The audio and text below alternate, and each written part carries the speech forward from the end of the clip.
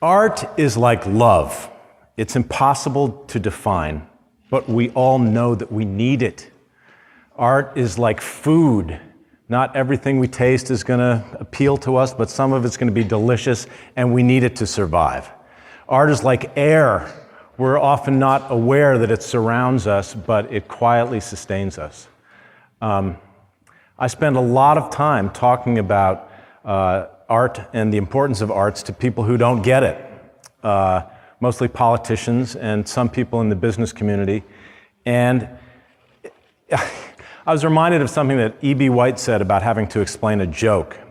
He said, explaining a joke is like dissecting a frog. The frog dies and nobody laughs. And I kind of feel that way about art. You guys all get it, but some people just don't. And I don't know why. I made some notes. This is the sign of a really disorganized mind. I'm just telling you right now. But you know, I'm really glad to be back in here in Providence because I lived here for, I did 2 stretches here. And one of the things I like about coming back here is the street names because they inspire me to strive for these things. And I think that arts sort of teach these things also. And I just wrote down a few of the names that are important to me. Hope, benevolent, prospect, benefit, meeting, power, angel. I mean, those are all things that I think we want to have. We want to have some hope and some prospect, and we all also want to have providence. So it's really good to be back here. You know,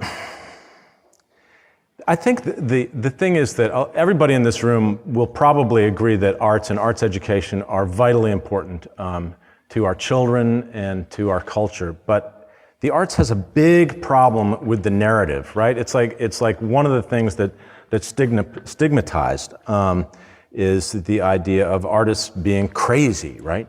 And I heard a lot of talk this morning about things that are stigmatized. And so I created this thing with the Creative Coalition that I call the Right to Bear Arts. And I did that, I mean, it was, it's a little bit of a tongue-in-cheek wink at the Second Amendment, but also I think that it maybe should be the 28th Amendment, because I find that when I talk about arts, people get very nervous, and I don't understand why.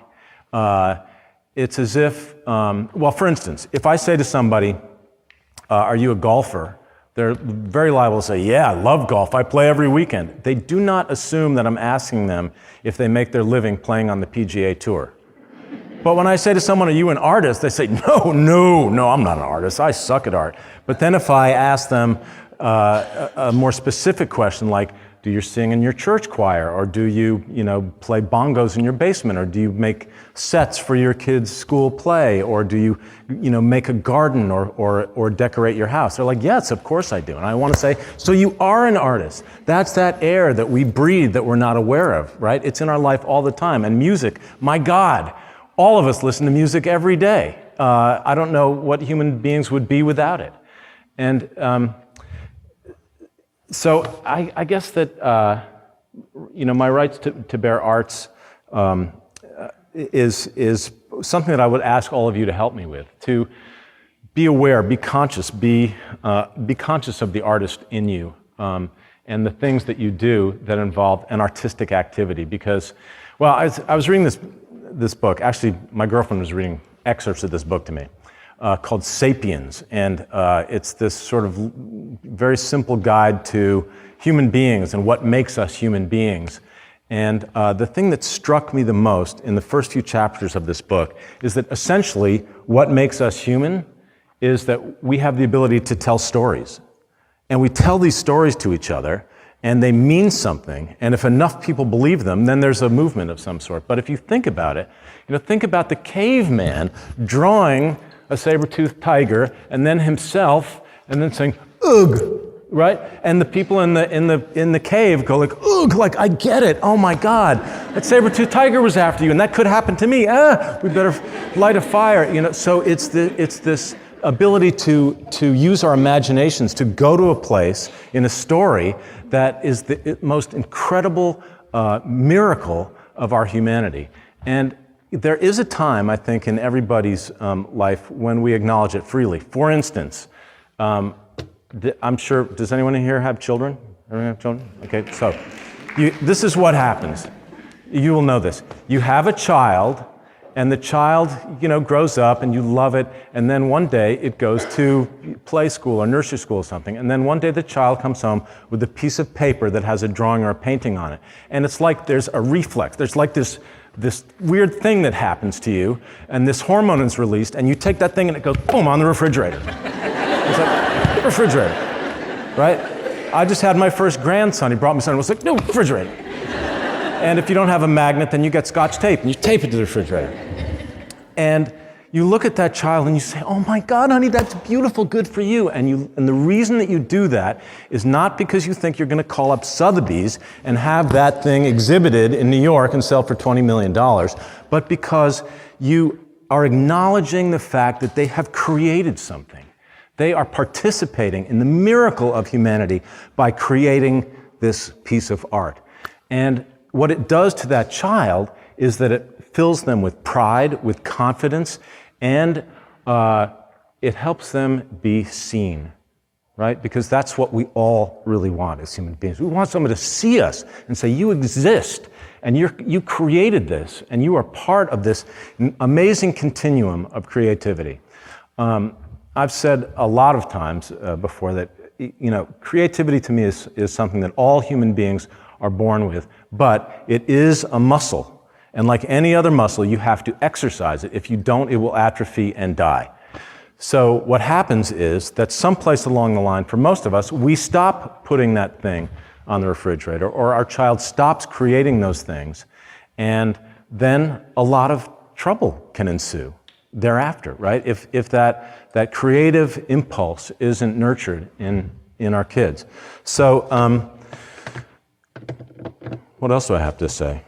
I don't know. So it's really, I think it's really appropriate that we're called storytellers, because we are telling stories. Artists do tell stories, and I'm going to do something a little different today, which is I'm going to tell you a little bit about my personal story, which I don't do very often, and I don't do it mostly because I've had such an extraordinary life, and I have had so many blessings that I don't want to give the impression at all that I feel sorry for myself, or that I want any sort of sympathy. And so I will tell this, as plainly as I possibly can.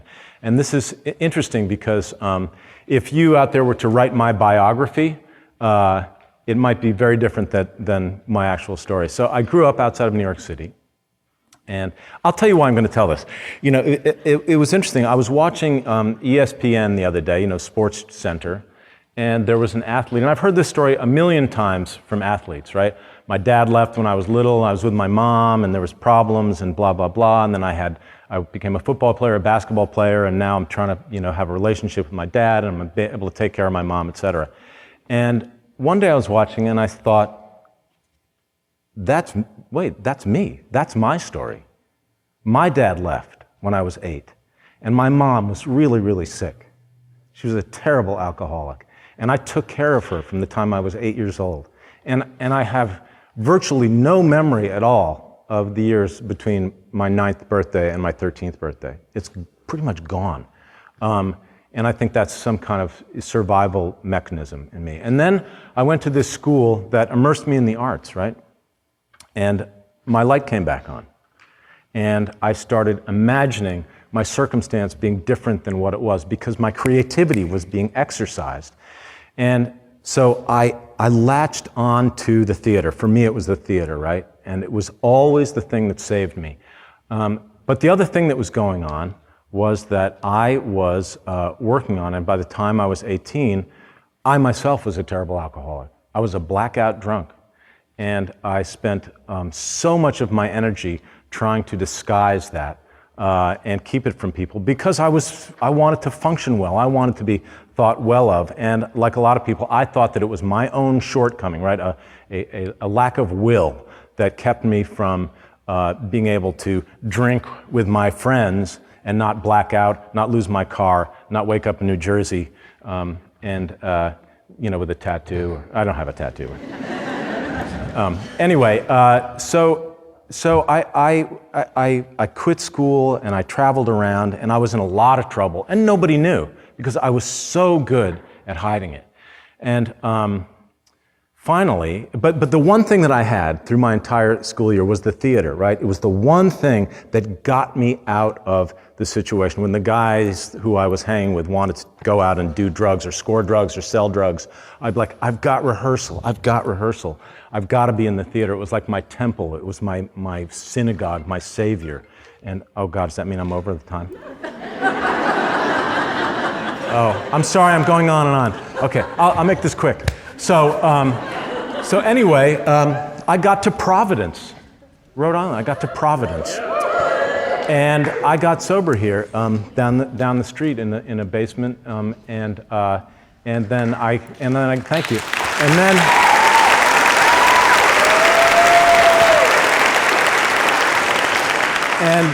I was working at Trinity Rep, which was my temple then, and then I got some hope, and there was some benevolence, and there was some. I had some meetings, and it altered my life and gave me so many wonderful blessings. So, I guess what I'm getting at is stigma, right? So the stigma of that is interesting. About 14 months ago, I broke both my legs in a skiing accident. So I'm in a wheelchair. Nobody said to me, well, just get up and get it yourself, because I was in a wheelchair. I had casts on my legs. But being an alcoholic, having other neurological challenges, people are so apt to say, pull yourself together, just do it, get yourself going. You can't see it. There's nothing to see there. And so we tend to think of people as having neurological challenges as a weakness, but it's not.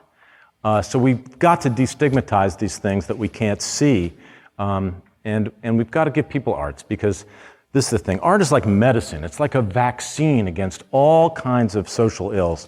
When I speak, I talk all the time about the financial efficacy of the arts and the National Endowment for the Arts and all this stuff, and the fact that it's the second largest export in the United States, all this stuff. But really what it's about is what was said in that video, which is that it nourishes your soul. It connects you to the human miracle. It connects you to other people.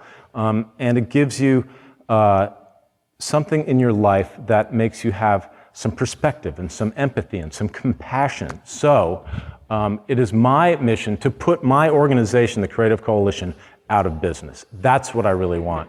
I want there to be enough arts in our public school systems and in our culture, and enough acknowledgement of it by our government and the important people and everybody in our society, that we don't have to have a nonprofit that goes and stands in Washington and says, please don't cut the National Endowment for the Arts. It should be a given. So I would like to ask all of you to help me with that. Embrace your right to bear arts. Embrace organizations like PeaceLove, which is doing exactly the kind of work and is a perfect demonstration of all the things that I believe in and talk about. And there are other great organizations too. And wear your right to bear arts flag and wave it high. And the other thing that in closing, I just want to say, I'm way over, right? Okay, quickly. Are you bored? You okay? I was thinking about something that the guy Brandeis, who started Brandeis University, said, which is sunshine is the best disinfectant.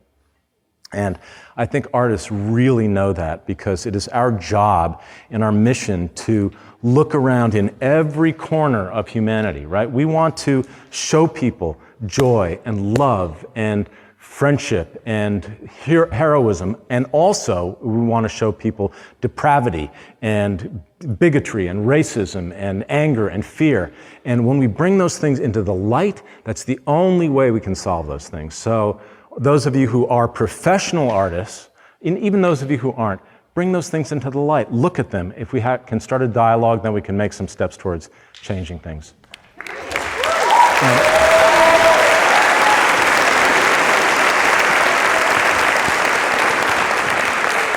And that's it, except one thing that I wrote down, and you guys can help me with this because it's a little too long, but I think it's a t-shirt. And that is, when you talk about someone's disability, you're dissing their ability. So remember people's abilities, because we all have them and we're all important. And that's it. Thank you so much.